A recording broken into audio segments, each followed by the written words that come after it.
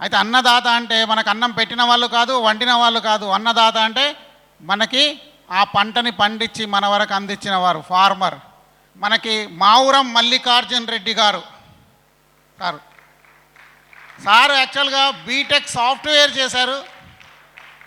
10 సంవత్సరాలు సాఫ్ట్వేర్ ఇంజనీర్గా జాబ్ చేశారు. చేసిన తర్వాత this is not my cup of tea, నేను వెళ్ళి దేశానికి సేవ చేయాలి, అలాగే నా పల్లెటూళ్ళని డెవలప్ చేసుకోవాలని చెప్పేసి మళ్ళీ తన ఊరికి వచ్చేసేసి అక్కడ తను వ్యవసాయాన్ని మొదలుపెట్టారు. ఈరోజు టెక్నాలజీని వ్యవసాయంలో వాడి ఎలాంటి వర్కర్స్ లేకుండా 116 ఎకరాలు ఆయన వ్యవసాయం చేస్తున్నారు. అంటే ఏది వ్యవసాయంలో మనం నార్మల్గా ఎప్పుడు కానీ మనం ఏం చేస్తామంటే ప్యాడీని పండిస్తాం, మనం వరిని పండిస్తాం చాలామంది. కానీ అది కాకుండా అన్ని రకాల పంటల్ని వేస్తూ మోడీ గారి దగ్గర నుంచి 4 సార్లు అవార్డు గెలుచుకున్న వ్యక్తి మనకి. అలాగే అంటే వ్యవసాయం డబ్బులు సంపాదించవచ్చు, వ్యవసాయంలో కూడా బాగా డబ్బులు సంపాదించవచ్చు అని చెప్పేసి మోడీ గారికి, అమిత్ షా గారికి రెగ్యులర్గా సలహాలు ఇస్తూ ఉంటారు. ఏం చేయాలని సార్ని అడుగుతుంటారు. వాళ్ళు మాట్లాడే మొత్తం భారతదేశంలో ఫార్మర్ అంటే వ్యవసాయం చేసే ఫార్మర్తో మాట్లాడే ఒక్క వ్యక్తి మల్లికార్జున్ రెడ్డి గారు. వాళ్ళు సలహాలు తీసుకుంటుంటారు. అలాంటి వ్యక్తి ఈరోజు మన దగ్గరికి వచ్చారు. సార్, మీ యొక్క అమూల్యమైన మీ ఎక్స్పీరియన్స్ని వీళ్ళందరికీ ఎందుకంటే అందరూ స్టూడెంట్స్, దీంట్లో చాలామంది కూడా మళ్ళీ ఫార్మర్స్ కావాలి, మనకి పంటలు పండించాలి, భూమి కమతాన్ని పెంచాలి. ఓకేనా? రైట్. ఒకసారి గట్టిగా చప్పట్లతో సార్కి నేను మైక్ హ్యాండ్ ఓవర్ చేస్తున్నాను. Thank you sir. Please continue. Thank you sir. ఈ ఆపర్చునిటీ ఇచ్చినటువంటి గంప నాగేశ్వరరావు గారికి, వెంకట్ గారికి, అలాగే అందరికీ వేదిక నలించిన పిల్లలకు అందరికీ నమస్తే. నేను 2014 నుండి న్యాచురల్ ఫార్మింగ్ చేయడం జరుగుతుంది. సో అంటే ఒక్కసారి మన హెల్త్ అనే కాన్షియస్ తోటి నేను వ్యవసాయాన్ని ఎంచుకోవడం జరిగింది. అంటే అన్నిటికంటే డబ్బు ముఖ్యం కాదు, ఆరోగ్యం ముఖ్యం అనే ఉద్దేశంతో 2014లో మన ఫ్రెండ్ వాళ్ళ పాపకి క్యాన్సర్తో చనిపోవడం జరిగింది. సో దానికి కారణాలు విషతుల్యమైన ఆహారాన్ని గ్రహించి 2014లో ఇంటికి వచ్చి, మాది వ్యవసాయ ఆధారిత కుటుంబం కావడం వలన నేను న్యాచురల్ ఫార్మింగ్ని ఎంచుకోవడం జరిగింది. ఆ వ్యవసాయ క్రమంలో వచ్చిన క్రమంలో వెనుకటి వ్యవసాయ విధానాన్ని కొంత శాస్త్రీయతను జోడించి శాస్త్రవేత్తల యొక్క సూచనలు సలహాలు పాటిస్తూ ఇప్పుడు రైట్ నౌ 16 ఎకరాల విస్తీర్ణం నుంచి వెళ్ళి ఒక 116 ఎకరాల విస్తీర్ణంలోకి వ్యవసాయం చేయడం జరుగుతుంది. సో నా ముఖ్య ఉద్దేశం అంటే సొసైటీకి నేను చూడాల్సింది ఆరోగ్యమైనటువంటి సమాజాన్ని చూడాలి. అంటే చాలామంది ఆరోగ్య సమస్యలతో, నేను సిటీలో చదువుకున్న క్రమంలో, జాబ్ చేస్తున్న క్రమంలో హైదరాబాద్కు చాలామంది ఆరోగ్య సమస్యలతో వచ్చేవాళ్ళు. ప్రధానంగా క్యాన్సర్ అనే రోగంతో చాలామంది రావడం జరిగింది. సో డాక్టర్లతో డిస్కస్ చేసినప్పుడు విషతుల్యమైన ఆహారమే మన అన్ని ఆరోగ్య సమస్యలకు కారణం అని చెప్పడం జరిగింది. అలాగే ఆరోగ్యానికి పరిష్కారము, ఆహారమే ఔషధం అని చెప్పడం జరిగింది. సో దాన్ని గ్రహించి 2014 నుండి నేను సమగ్ర వ్యవసాయ విధానాన్ని, అంటే వెనుకటి వ్యవసాయ విధానాన్ని, ఆవులు, మేకలు, గొర్రెలు, కోళ్ళు, చేపల పెంపకాన్ని కొంచెం శాస్త్రీయతను జోడించి మరియు ఆదాయాన్ని ఒక ఏటీఎం మోడల్ లాగా రెగ్యులర్ ఇన్కమ్ వచ్చే విధానంలో, మామూలు వ్యవసాయ విధానంలో 6 నెలలకు వచ్చే ఆదాయం ఉంటుంది, సంవత్సరానికి వచ్చే ఆదాయం ఉంటుంది. నా ఏటీఎం మోడల్ అనే వ్యవసాయ విధానాన్ని రెగ్యులర్ ఇన్కమ్, డైలీ ఒక ఇన్కమ్ మోడల్గా నా వ్యవసాయాన్ని తీర్చిదిద్దుకోవడం జరిగింది. నేను తీర్చడమే కాకుండా నా వ్యవసాయ క్షేత్రం నుండి 100 మంది రైతులకు అవగాహన కార్యక్రమాలు కల్పించి భూమిని ఎట్లా కాపాడుకోవాలి, పర్యావరణాన్ని ఎట్లా కాపాడాలి, క్వాలిటీ ఆఫ్ ప్రొడక్షన్ ఎలా తీయాలి అనే దాని మీద చాలా అవగాహన సదస్సులు ఎన్జిఓలతో కొలాబరేట్ అయి రైతులకు అవగాహన కల్పించి పండించినటువంటి పంటను కూడా అమ్మిపెట్టే బాధ్యత తీసుకోవడం జరిగింది. సో ఆ రకంగా చాలామంది రైతులు ప్రకృతి వ్యవసాయంలోకి రావడం జరిగింది. ఈ సంవత్సరం కూడా కేంద్ర ప్రభుత్వం కూడా ఆ దిశగా 1 కోటి మంది రైతులను ప్రకృతి వ్యవసాయంలోకి తీర్చాలని ఒక ఆలోచన చేయడం చాలా శుభప్రదాయం. ఎందుకంటే కెమికల్ ఫార్మింగ్ని ప్రమోట్ చేసినంతగా ప్రకృతి వ్యవసాయ విధానాన్ని ఇంతవరకు ఎవరు చేయలేదు. ఒక మాట ఆ నోటి నుండి రావడం చాలా శుభప్రదాయం. రైతుగా నేను గర్వపడుతున్నాను. సో ఆ దిశగా రైతుల కోసం నేను కూడా ఒక రైతుగా, అంటే చదువుకున్న వ్యవసాయాన్ని, ఒక ఆధునిక వ్యవసాయాన్ని జోడించి రైతు కమ్యూనిటీ కోసం, రైతులు పండిస్తున్నటువంటి ప్రాబ్లమ్స్కి ఒక క్విక్ సొల్యూషన్గా ఇవ్వాలనే ఉద్దేశంతో ప్రపంచంలో పాటిస్తున్నటువంటి వ్యవసాయ విధానాలు, ప్రకృతి వ్యవసాయ విధానాలను నేను నెట్లో శోధించి, సో అది నా వ్యవసాయ క్షేత్రంలో డెవలప్ చేసి నా తోటి రైతులకు చేయడం జరుగుతుంది. ఆ దిశగా ఇప్పుడు కృషి అనే యాప్ను డెవలప్ చేయడం జరిగింది. ప్రకృతి వ్యవసాయం చేసే రైతులను, భారతదేశంలో ఉన్న రైతులను ఒక వేదికగా తీసుకొని వచ్చి ఆ రైతు పండించినటువంటి పంటని ఫార్మర్ నుండి వినియోగదారునికి నేరుగా అమ్మాలనే ఒక ఆలోచనతో, విధానంతో నేను ఒక యాప్ను డెవలప్ చేయడం జరిగింది. కృషి అనే యాప్ను డెవలప్ చేయడం జరిగింది. ఈ యాప్ యొక్క ఇంటెన్షన్ ఏంటంటే, ఏ రైతు ప్రకృతి వ్యవసాయ విధానాలు చేస్తున్నాడో, అతని దగ్గర ఏ పంట ఉంది, అతను చేస్తున్నటువంటి వ్యవసాయ పద్ధతులను అన్నింటినీ కూడా దీనిలో ప్రజెంట్ చేయడం జరుగుతుంది. రైతు వినియోగదారునికి ఒక నమ్మకాన్ని క్రియేట్ చేయడం. ఇప్పుడు కొన్ని సంస్థలు ఉన్నాయి, ఆర్గానిక్ స్టోర్స్, వాళ్ళు వాళ్ళ వెనకాల ప్రొడక్షన్ చేసే రైతుల యొక్క వివరాలు ఉన్నాయి. సో ఇప్పుడు నేను చేస్తున్నటువంటి వ్యవసాయంలో రైతు యొక్క డాటా ఇన్ఫర్మేషన్ మొత్తం ఉంటుంది. రైతు 15 రోజులకు చేసే వ్యవసాయ మెథడ్లు ఉంటాయి. పంట కాస్ట్ నుండి, స్టార్టింగ్ నుండి ఎండ్ ఆఫ్ ద క్రాప్ వరకు వచ్చే పంట విధానాలు కూడా రైతు నేరుగా తన పంటను షో చేసుకొని రైతు నేరుగా అమ్ముకోవడం జరుగుతుంది.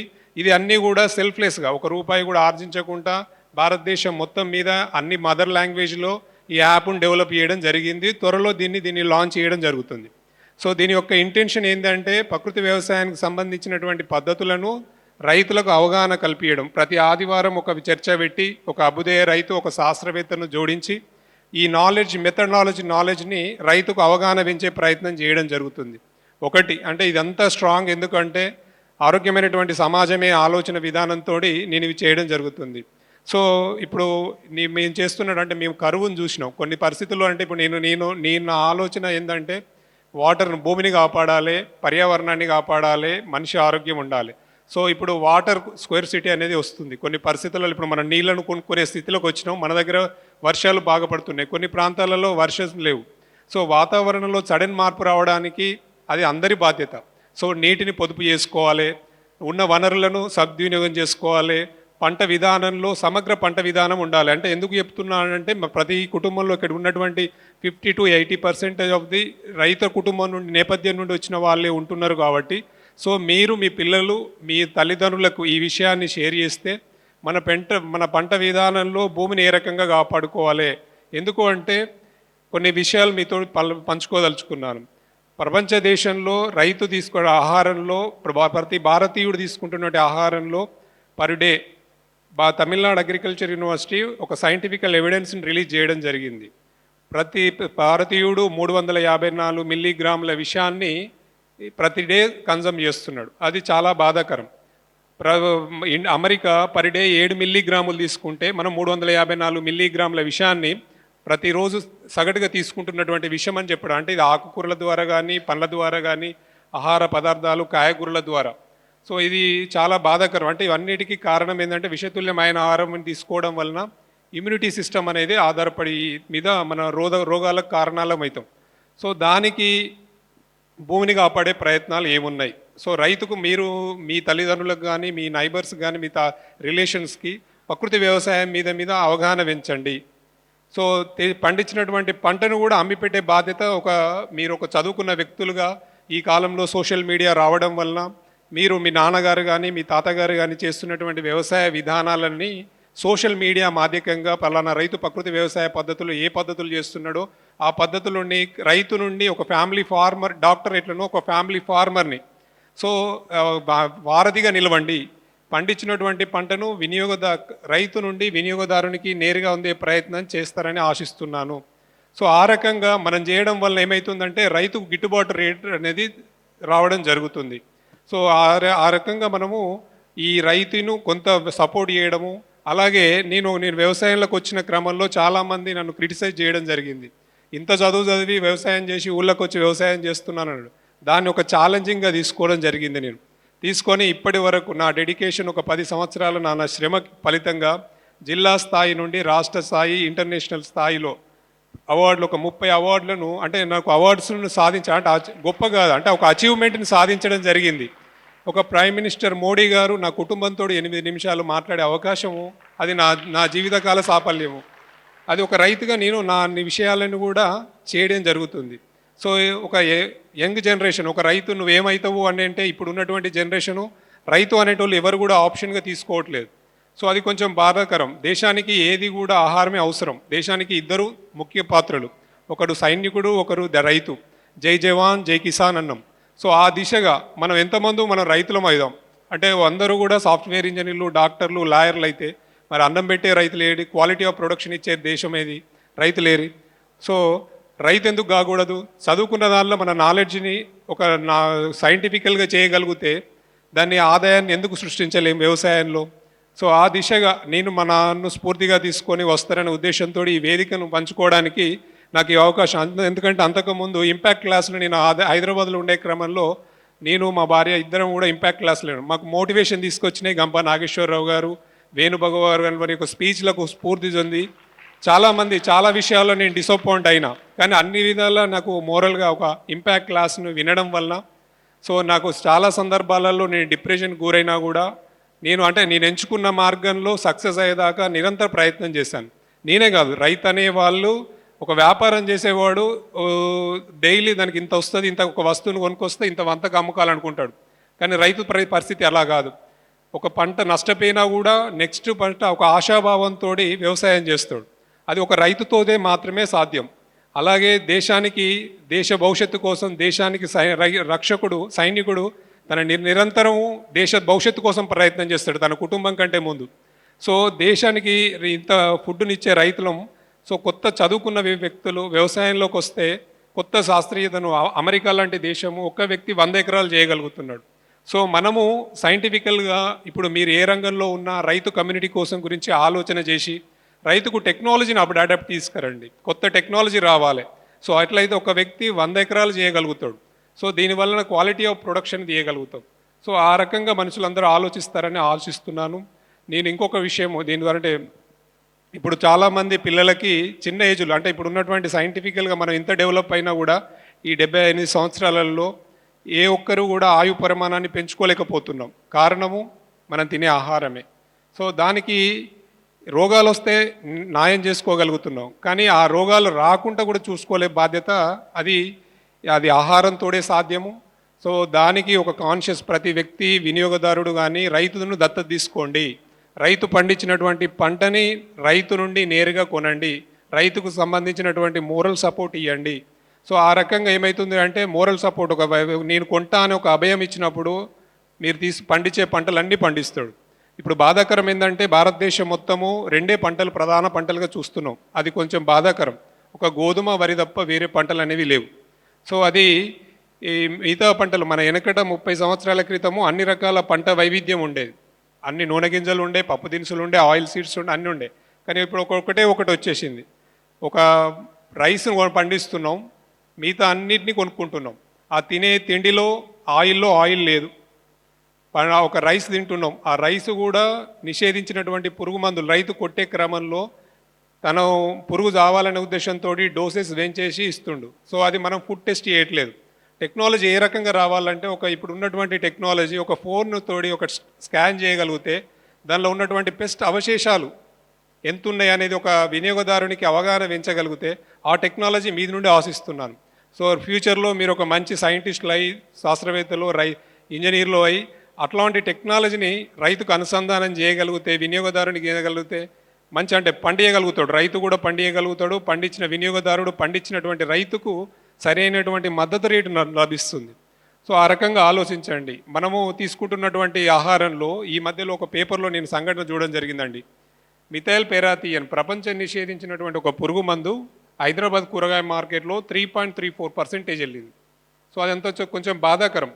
0.3 మనిషికి హానికరం, 3.34% వెళ్ళింది.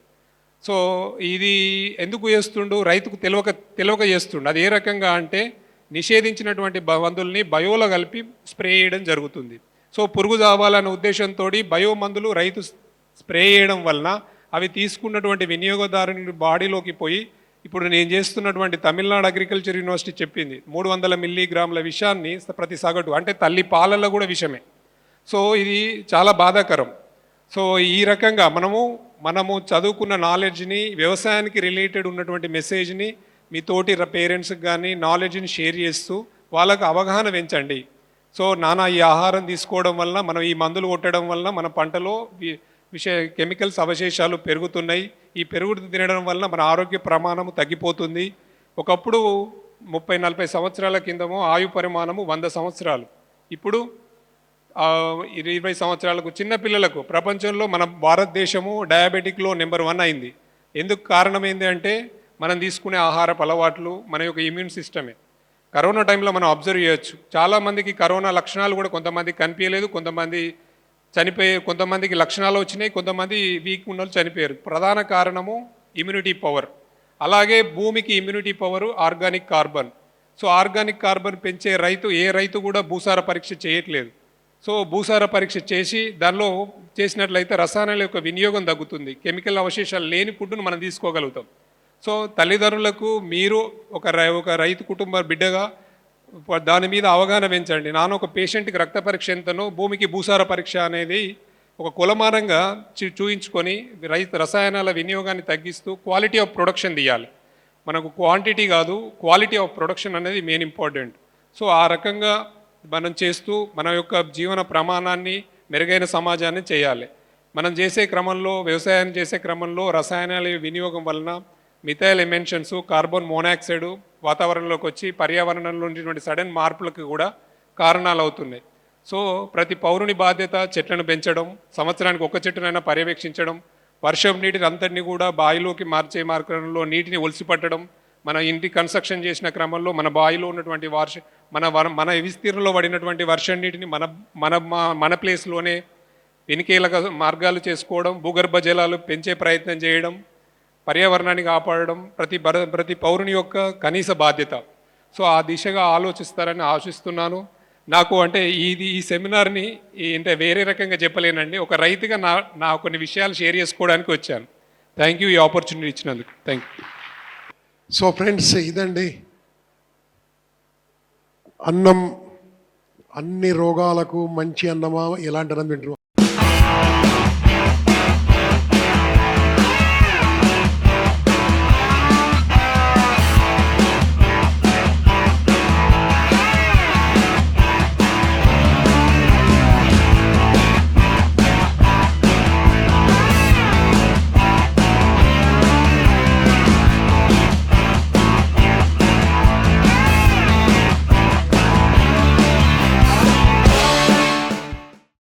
నా మొబైల్ నెంబర్ వచ్చేసి 97040900613. 97040900613.